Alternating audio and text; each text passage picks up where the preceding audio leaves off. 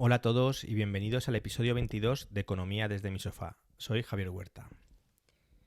Mírate por un momento el bolsillo.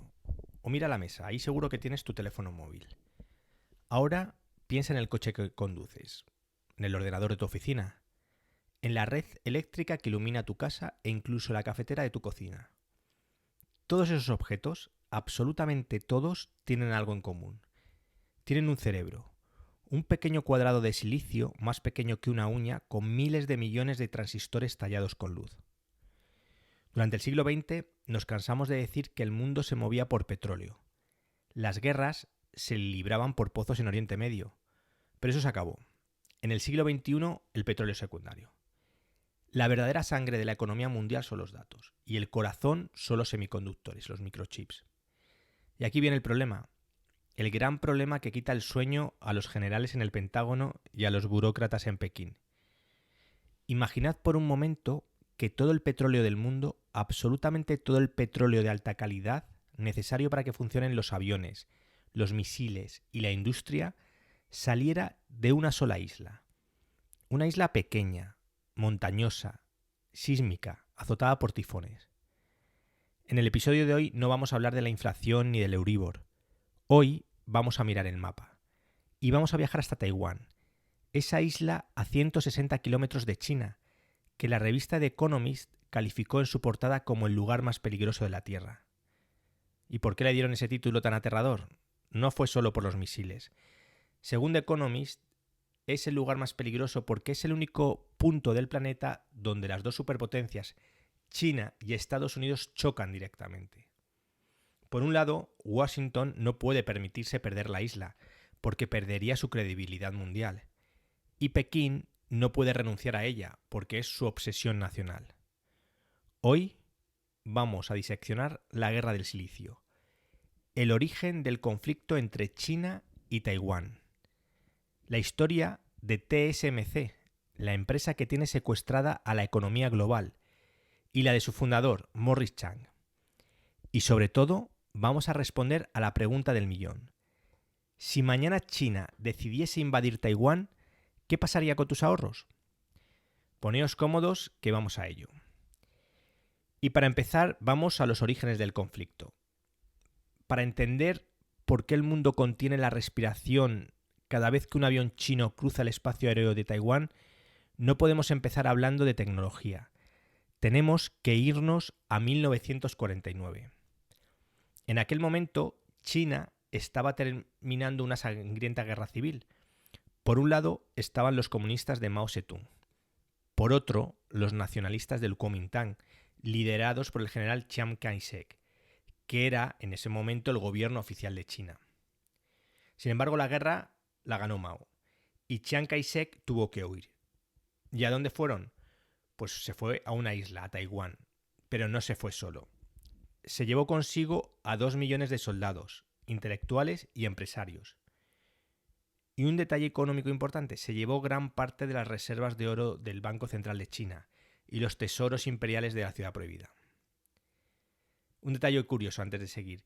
Cuando los marineros portugueses avistaron esta isla siglos antes, estamos hablando de 1544, quedaron tan impresionados por su belleza que la bautizaron como Isla Formosa, Isla Hermosa. Pero para los 2 millones de exiliados que llegaban en 1949, esa belleza daba igual.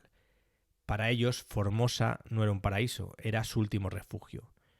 Una fortaleza natural rodeada de mar donde atrincherarse para sobrevivir.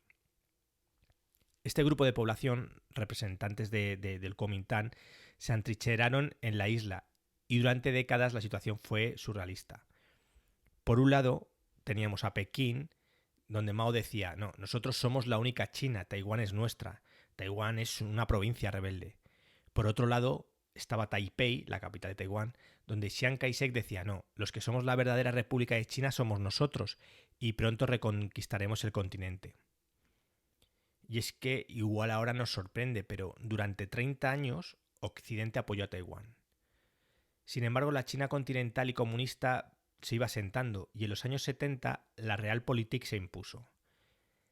Estados Unidos necesitaba a la China comunista para aislar a la Unión Soviética y para abrir nuevos mercados. Así que en 1979 ocurrió lo que los taiwaneses sintieron como la gran traición. Estados Unidos cambió de bando. Reconoció oficialmente a Pekín y dejó de reconocer a Taiwán como país independiente. Era el 1 de enero de 1979 y Jimmy Carter el presidente americano. En ese momento, Estados Unidos y la República Popular de China, Pekín, emitieron el comunicado conjunto sobre el establecimiento de relaciones diplomáticas. Es un comunicado oficial, lo tenéis en internet, lo podéis buscar, que suponía para Estados Unidos reconocer al gobierno de Pekín como el único gobierno legal de China. El Congreso de Estados Unidos se enfadó muchísimo con Jimmy Carter por dejar tirado a un aliado histórico, que se enfadó tanto que 3 meses después, el comunicado fue en enero del 79, bueno, pues en abril de 1979 aprobaron la Taiwan Relation Act, la TRA. Esta ley, digamos que es una tirita que sigue vigente hoy, donde dice básicamente que, mira, no sois un país oficial, pero os prometemos venderos armas para que os defendáis y consideraremos cualquier ataque contra vosotros, estamos hablando de Taiwán, como una amenaza grave. Básicamente es la base de la ambigüedad actual, continúa hasta la actualidad. Y es que de la noche a la mañana Taiwán se convirtió en un fantasma diplomático. Unos años antes, el comunicado fue en 1979, bueno, pues en 1971 se había quedado sin asiento de la ONU. Después de la Segunda Guerra Mundial, Taiwán había heredado el asiento, pero en 1971, después de una votación, la ONU traspasó el asiento a la República Popular de China. Si a eso le sumamos la ruptura americana, pues bueno, y adicionalmente prácticamente los países pequeños, son solo un grupo de países pequeños los que le reconocen, pues bueno, es un país que queda aislado a día de hoy. Os podéis imaginar un poco la situación. Son una isla pequeña, tu vecino gigante te quiere invadir y tus amigos internacionales te dicen, oye, te apoyamos, pero en secreto, que no se enfade el gigante asiático, ¿no? ¿Qué hizo Taiwán para sobrevivir en ese momento? Pues bueno, fueron un poco pragmáticos, entendieron una verdad incómoda, las armas no eran suficientes. Si querían que Estados Unidos arriesgase sus portaaviones por ellos, no bastaba con ser una isla simpática, tenían que ser económicamente vitales. Así que decidieron transformar el país. Pasaron de exportar azúcar y plátanos a convertirse en una potencia tecnológica. Su lógica fue aplastante. Si no podían ser grandes por tamaño, lo serían por ser imprescindibles. Y con esa idea de todo o nada, en los años 80, el gobierno reclutó a un hombre para una misión imposible. Ese hombre no era un general, no era un político, era un ingeniero llamado Morris Chang. Su historia la verdad que es de película. Nació en la China continental, huyó de la guerra civil y se formó en Harvard y en el MIT. Era ingeniero, como decimos, y era un genio de la producción. Pero tras 25 años trabajando en Texas Instruments y al ver que no le promocionaban al puesto de CEO, que era lo que él estaba buscando, decidió cerrar su capítulo en la compañía. Taiwán aprovechó ese momento de incertidumbre y el gobierno le reclutó inmediatamente con un mandato claro. Querían transformar la economía de la isla y para ello le ofrecieron la presidencia del Instituto de Tecnología Industrial y le dieron carta blanca en la financiación, o sea, le dieron la financiación necesaria para crear un gigante desde cero. Era 1987 y Morris Chang tuvo una idea que nadie más vio, una idea que parecía estúpida en aquel momento. En los 80, las grandes empresas de chips, estamos hablando de Intel en Estados Unidos, de NEC en Japón, hacían dos cosas. Diseñaban los chips y ellos mismos los fabricaban. Morris Chang dijo, no, nosotros en Taiwán no vamos a diseñar nada. No vamos a competir con los genios de Silicon Valley. Nosotros nos vamos a centrar en la fabricación. Vamos a dejar que otros diseñen. Así nació el modelo Foundry y la empresa TSMC, Taiwan Semiconductor Manufacturing Company. Al principio los gigantes americanos, digamos que se reían, ¿no? Por decir algo. Ellos creían que no tenía valor añadido hacer la fabricación y que el prestigio y el valor estaba en el diseño. Sin embargo, con el paso de los años, fabricar chips se volvió tan increíblemente complejo, tan caro y tan difícil que las empresas americanas dejaron de poder hacerlo.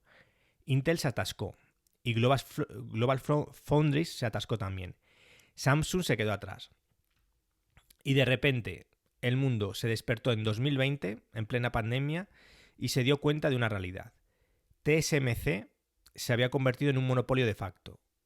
Hoy, y atención a este dato que es importante, el 90%, el 90% de los chips más avanzados del mundo, estamos hablando de los cerebros de los iPhone, los procesadores de inteligencia artificial de Nvidia, los sistemas de guiado de los caza F-35. Bueno, pues todo eso sale de las fábricas de TSMC en Taiwán.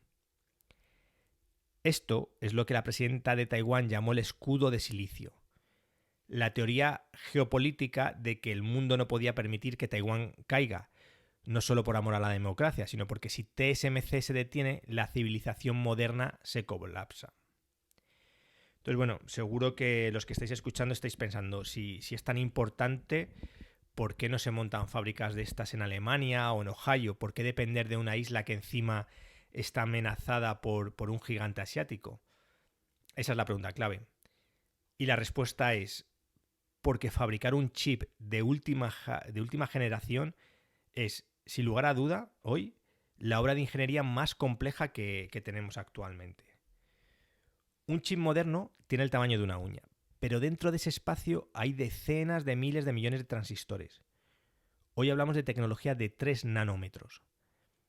Para que os hagáis una idea, imaginad un cabello humano. Cortarlo a lo largo de 100.000 trozos. Eso es el tamaño del que estamos hablando. Estamos manipulando la materia casi átomo a átomo. Si una mota de polvo cae en la oblea de silicio durante el proceso, es como si una montaña cayera sobre una ciudad, arruina totalmente el chip. Para fabricar a esta escala necesitas una herramienta que solo existe en un sitio. Y ese sitio es en los Países Bajos, en Holanda. Y aquí entra el segundo actor de nuestra trama, otra empresa, la empresa llamada ASML. ASML fabrica las máquinas de litografía ultravioleta extrema, las EUV. Son las únicas máquinas del mundo capaces de dibujar esos circuitos. Cada máquina cuesta unos 300 millones de euros y tienen el tamaño de un autobús de 2 pisos. Y lo que ocurre dentro de ellas es un proceso complejo de alta precisión, que además no ocurre una vez, ocurre 50.000 veces por segundo. Nadie más puede hacer esta máquina, ni China, ni Estados Unidos, ni Rusia, solo los holandeses. Y solo los taiwaneses de TSMC saben operar la escala masiva con un rendimiento perfecto. Es un cuello de botella tremendo, la realidad. Entonces, bueno, vamos a volver a la geopolítica. Vamos a mirar al otro lado del estrecho. Miremos a China. Xi Jinping ha jurado que China nunca volverá a ser tecnológicamente inferior a Occidente. Y es que hoy China es la fábrica del mundo, todos lo sabemos. Fabrican móviles, fabrican los coches eléctricos, lavadores. Pero el cerebro de esos aparatos, el chip, no es chino. China gasta más dinero importando microchips cada año que importando petróleo. Es totalmente su talón de Aquiles. Si Estados Unidos corta el suministro de chips, empresas como Huawei, Alibaba o Tencent se ahogan. Por eso, China lanzó el plan Made in China 2025. Consiste en que China deje de ser la gran fábrica low cost mundial para convertirse en una industria manufacturera con calidad como valor añadido. Invirtieron cientos de miles de millones. Para que os hagáis una idea, más dinero que el plan Marshall ajustado a la inflación. Todo esto para crear su propia industria. Han intentado de todo. Han contratado ingenieros taiwaneses pagándoles el triple de salario. Han intentado copiar tecnología. Y la realidad es que han avanzado mucho. Pero han avanzado mucho en chips de los que podemos llamar normales. Sin embargo, lo que es gama alta, los chips de 3 nanómetros que impulsan la IA, China ha encontrado su límite. La realidad es que no pueden replicar los procesos de TSMC, ni tienen acceso a la maquinaria holandesa ASML. Por otro lado, al detectar esta dependencia estructural, Estados Unidos ha visto la oportunidad perfecta para lanzar una ofensiva comercial sin precedentes y bloquear su desarrollo. Y no estamos hablando de Trump en este momento, sino en octubre de 2022 la administración Biden hizo algo que muchos historiadores consideran una declaración de guerra económica. Lanzaron la doctrina del estrangulamiento. El objetivo básicamente real es congelar el desarrollo tecnológico de China. ¿Y cómo planteaban hacerlo? Bueno, pues lo planteaban hacer con 3 movimientos. El primero, la CHIPS Act, y que suponía poner 52.000 millones de dólares para obligar a TSMC a construir fábricas, pero en suelo americano, concretamente en Arizona. El mensaje era claro, querían tener los chips made in USA por si Taiwán cae, por si al final China invade Taiwán. La segunda palanca era el bloqueo de ASML. Estados Unidos presionó brutalmente a los Países Bajos para que prohibieran la venta de las máquinas de litografía a China. Y al final Holanda, los Países Bajos terminaron cediendo. La tercera, la regla del producto extranjero directo. Es una ley que prohíbe a cualquier empresa del mundo vender chips a China si usan una sola herramienta americana. A todo esto China lo ha llamado terrorismo tecnológico y The Economist ha advertido que esto rompe la ambigüedad estratégica. Así que de algún modo China se siente acorralada. Con todo esto llegamos al escenario de pesadilla, ¿no? Los analistas militares a esto juegan mucho, que es básicamente los wargames. Nosotros vamos a hacer un wargame económico. A ver qué os parece. Supongamos que la disuasión falla y China lanza un bloqueo naval sobre Taiwán. Realmente no hace falta ni que se produzca una invasión. Con un bloqueo de la isla sería suficiente. ¿Qué pasaría el día 1? Bueno, pues el día 1 lo que pasaría es que las bolsas mundiales se desplomarían. Apple, Nvidia, AMD, Tesla, todas dependen de TSMC. Estimamos que podrían perder entre el 30 o 40% de su valor en solo unas horas. Imaginemos que el bloqueo continúa, ¿no? Vamos a suponer que continúa durante una semana. ¿Qué pasaría después de esa primera semana? Pues bien, lo que pasaría es que las fábricas de chips en Taiwán se detendrían. No porque les caiga una bomba, sino porque esas máquinas de ASML necesitan gases especiales y repuestos que vienen de Japón y de Europa. Y sin barcos, con el bloqueo, pues TSMC se apaga, literalmente. Imaginemos que el bloqueo continúa y pasa un mes.